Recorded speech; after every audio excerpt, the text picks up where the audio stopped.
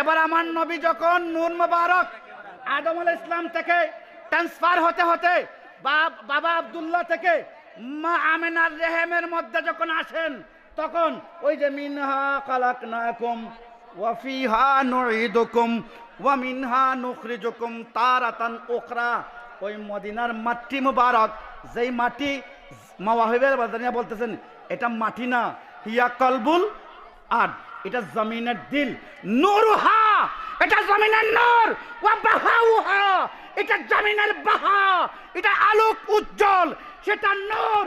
এই মাটি মদিনার মাটি থেকে রাসূল আকরাম সাল্লাল্লাহু আলাইহি ওয়াসাল্লামের খাজিনা বের করে ওই যখন মা আমিনার রেহেমের মধ্যে আসলেন আমার নবী, তখন ইউজাররু আলা সুররাতিহি সাল্লাল্লাহু আলাইহি ওয়াসাল্লাম, ওই যে মাটি মোবারক যেটা আরশে আজিম থেকে উত্তম, ওই যে মাটি মোবারক যেটা জান্নাতের মাটি থেকে উত্তম, ওই যে তিন অত্তরবাদ মোবারক, এটা দুনিয়ার কোনো মাটির সাথে মিলে না।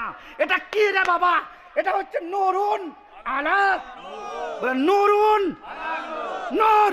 সেই নূর মোবারক আমার নবীর নবী মোবারকের মধ্যে ইউজাররু আলা সুররাতিহি সাল্লাল্লাহু আলাইহি ওয়াসাল্লাম আমার নবীর নবী মোবারকের মধ্যে চিটাইয়া দিলেন আয়াতে কারিমা অনুযায়ী মিনহা খালাকনাকুম।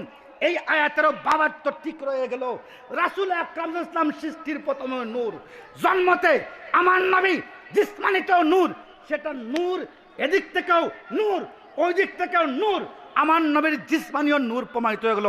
জোরে বলুন সুবহানাল্লাহ। এবার আপনারা বলবেন যে রাসূল আকরাম সাল্লাল্লাহু আলাইহি ওয়াসাল্লামের মদিনার যে তিন তুরবত, এটা বলবেন আপনি, এটা তো সহি না। তোমার মাতা আল মুস্তাদরাক আলা সাহিহাইন, এই মুস্তাদরাকের মধ্যে আল ওয়াফা সামহুদি উনি লিখছেন যে এটা হাদিসের মান সহিহ।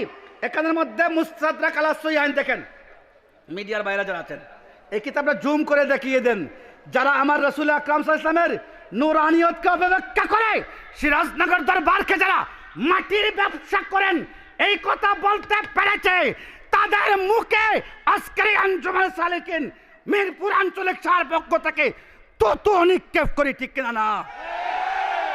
এরা বাতিল, এরা প্রতারক, এরা মানুষকে ধোঁকা দেয়। আমার নবী সৃষ্টিতেও নূর, মদিনার যে মাটি সেটাও নূর, সেটা নূর না, নূরুন আলা নূর। জোরে বলুন সুবহানাল্লাহ।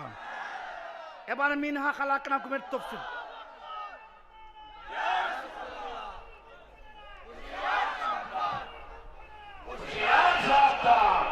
এবার তাহিরি সাহেবের কাছে মাইক দিয়ে দিব। এই মুস্তাদরাক আলা সাহিহাইন কিতাবটা তাহিরি সাহেবকে নিয়ে পড়বো, আমার বক্তব্য শেষ, তাহিরি সাহেবকে এখানে নিয়ে আসবো। তাহিরি সাহেব আপনি কিতাবটাকে একটু হাতে ধরেন। এই কিতাব এটাকে মুস্তাদরাক আলা সাহিহাইন, দেখেন হাদিস নাম্বার 1387 নম্বর হাদিস।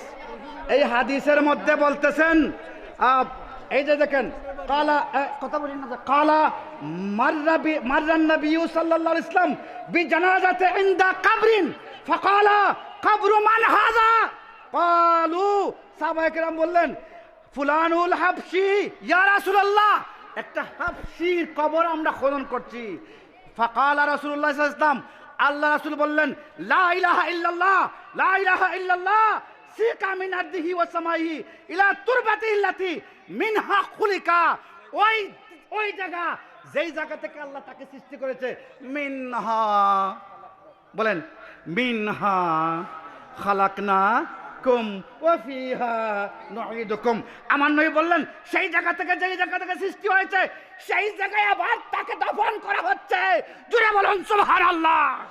এই হাদিসকে হাযা হাদিসুন সহিহুল ইসনাদ ওয়া লাম ইয়াখরুজাহু, এখানে বলতেছেন এই হাদিসটা সহিহুল ইসনাদ। এখন একটা কথা আছে, এখানে উসুলি কিছু কায়দা আছে। যখন মুস্তাদরাককে হাকিম যখন হাদিস বর্ণনা করেন, এই হাদিসটা সহি ক্যাটাগরি মান বর্ণনা করতে হলে দেখতে হবে জাহাবি ওয়াকাফাক বলেছেন কিনা না।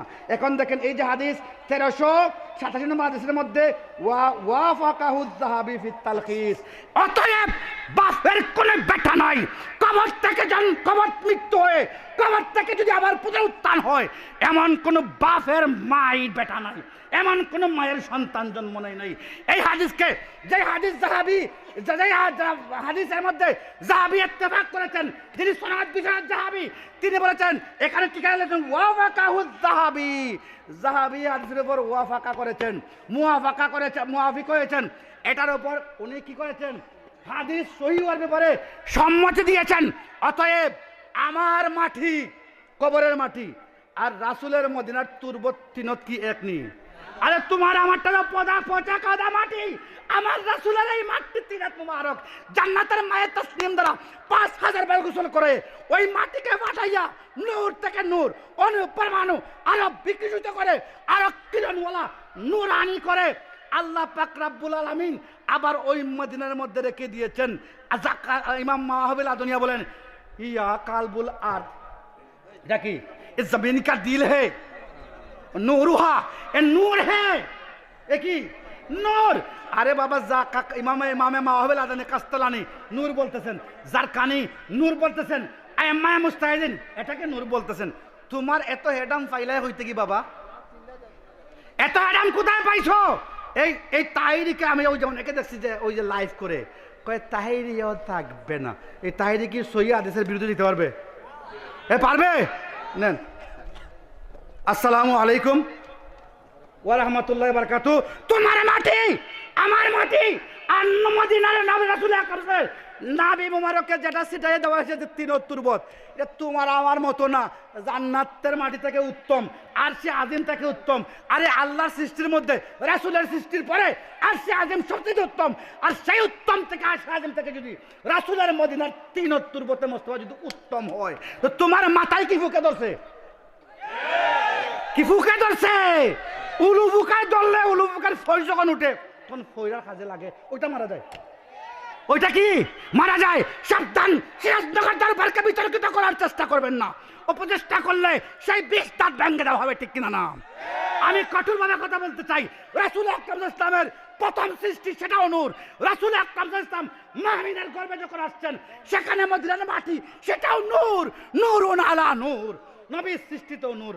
বশরিয়তের জন্য যেহেতু রাসূল বশর, এই বশরিয়তের জন্য মিনহা খালাকনাকুম, কি মিনহা খালাকনাকুম ওয়া ফিহা নুঈদুকুম ওয়া মিনহা নুখরিজুকুম তারাতান উখরা।